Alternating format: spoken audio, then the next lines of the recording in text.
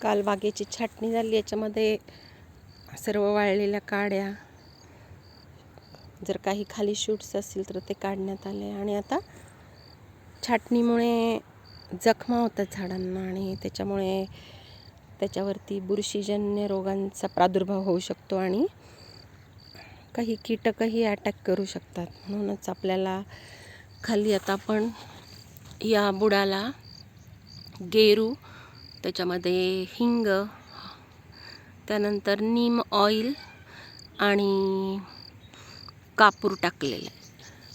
यामुळे जमिनीतून होणारे जे काही बुरशीजन्य आजार किंवा रोगजंतूचा प्रादुर्भाव या झाडांना होणार नाही. आणि वरती आपण स्प्रे दिलेला आहे, जीवामृत, ताक याचा आपण स्प्रे दिलेला आहे. जीवामृत आणि ताक हे नैसर्गिकरित्या फंगीसाइड्स, कीटकनाशक म्हणून वापरले जातात.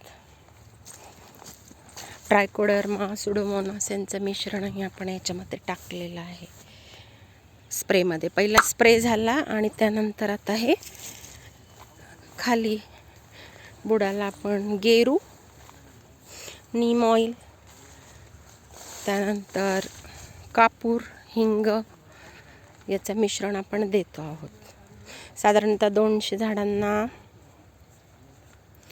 10 किलो गेरू, त्यानंतर 30 ग्रॅम हिंग आणि 150 ग्रॅम कापूर आपण घेतलेला आहे. अशा प्रकारे या बागेची काळजी आपण घेऊ शकतो.